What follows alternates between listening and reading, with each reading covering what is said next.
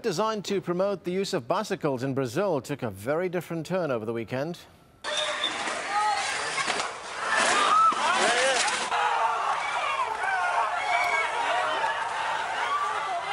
This recently released video captures the moment a motorist plowed his car through the crowd of cyclists. No one was killed, but at least 40 people were injured. The driver told police he was afraid for his life after cyclists began pounding on the roof of his car. An investigator called that claim fanciful. Some of the world's rarest rhinos have been captured on camera. These are Javan rhinos, one of the world's most endangered species.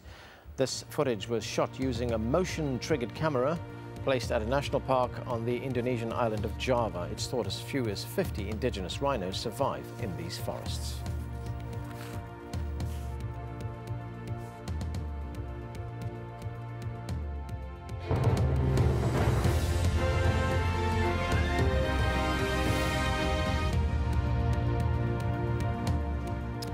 Now the headlines. Muammar Gaddafi has told America's ABC network that Al-Qaeda is to blame for the unrest in his country. No demonstration at all in the streets. No one against us. Against me for what? Because I am not president. But then they love me, all my people with me. They love me all. But if they do love you... They will die to protect me, my people.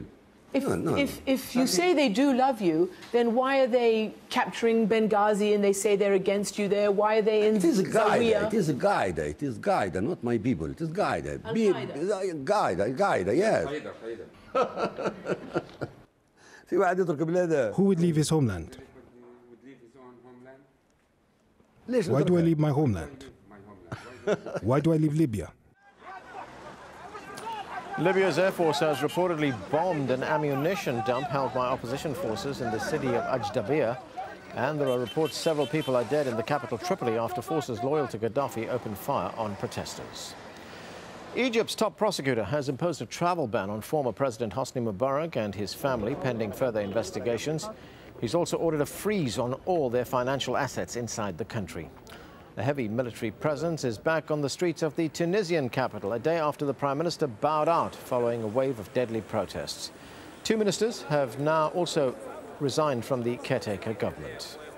Yemen's opposition has rejected an offer to join a unity government with the president. A coalition of political groups and anti-government protesters want President Ali Abdullah Saleh to step down. Tens of thousands of people have been protesting against his leadership. In Iran, there's growing confusion about the whereabouts of opposition leaders Mir Hossein Mousavi and Mehdi Karoubi. They have been under house arrest since the beginning of the month. It's now been reported that two have been moved by security forces, but a judiciary official has denied this. An Iraqi court has sentenced a former British security officer to life in jail for killing two contractors. Danny Fitzsimons is the first Westerner to be convicted by an Iraqi court since the 2003 invasion. The 30-year-old claimed he shot the men in self-defense. A Danish sailboat carrying a family of 5 and 2 crew members has been seized by pirates in the Indian Ocean. The boat was reportedly headed to Somalia. The family includes 3 children between the ages of 12 and 16. 4 Americans were killed by pirates. Inside Story is next.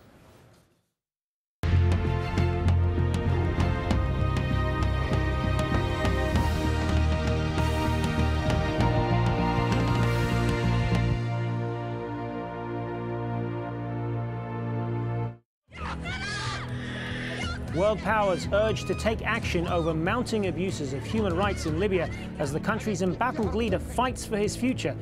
But with Muammar Gaddafi threatening to cleanse the country house by house, are words enough to protect unarmed Libyan civilians? This is Inside Story.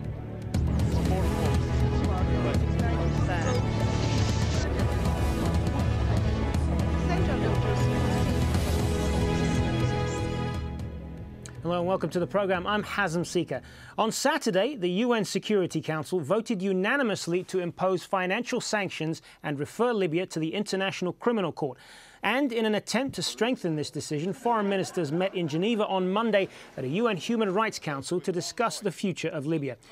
But also on the agenda, what action should be taken against Gaddafi and his regime for human rights violations against the Libyan people. Catherine Ashton, the European Union Foreign Policy Chief, said accountability in Libya was a must. We condemn the grave human rights violations being committed in Libya. The violence and the repression must stop. Those responsible must be held to account. Not just a European position, but the view of the international community and its highest authority, the UN Security Council. William Hague, British Foreign Secretary, had a stern warning for Libyan authorities as well. Last week, the Council spoke with one voice to affirm the universal rights of people in Libya and to condemn the gross and systematic violations of those rights by the Libyan authorities, including the use of heavy weaponry against civilians, the deaths of women and children, and cold-blooded incitement to violence. Today, we have signaled that crimes will not be condoned, will not go unpunished, will not be forgotten. And this is a warning to anyone contemplating the abuse of human rights in Libya or in any other country. Stay your hand. There will be a day of reckoning, and the reach of international justice can be long. And the ICC prosecutor, Luis Moreno Ocampo, spoke at The Hague and said he might open an investigation into Libya in a few days. He also warned that anyone who attacks civilians will be held accountable. And I'd like to put on notice everyone in Libya. Everyone who decides to attack civilians could be investigated and prosecuted. And the commanders have peculiar responsibilities because the commanders are in charge of the army and they know whatever the troops do, they could be responsible. Well, for more on this, I'm joined by our three guests now. From Geneva, Peggy Hicks, Global Advocacy Director for Human Rights Watch. From Manchester, Azaldina Sharif from the British Libyan Solidarity Campaign for Human Rights. And joining us here in Doha, Tariq Youssef, a Senior Research Fellow at the Dubai School of Government. I want to thank all three of you for joining us in the discussion. Peggy Hicks, if I could start with you. Your reaction then to what's being talked about over there in Geneva. Are things now moving in the right direction as you see it? Yes, absolutely. We think the Security Council decision on Saturday was a crucial one. The Security Council acted unanimously, but the messages that you just heard from Moreno Ocampo, Minister Hague, and Catherine Ashton are the right ones. The accountability is not just for Gaddafi, but for his henchmen and for anyone who acts and follows on his orders. What we want those people to know is that their actions are also, they can be held accountable, and that firing on civilians or taking actions of that sort could lead to a trip to The Hague for them as well. Azaldina Sharif, strong words of condemnation from Geneva, promises to take concerted action, but they are at the end of the day still just words. Is that going to be enough? Well, the Libyan people are really cautious. They are watching the international community and very worried.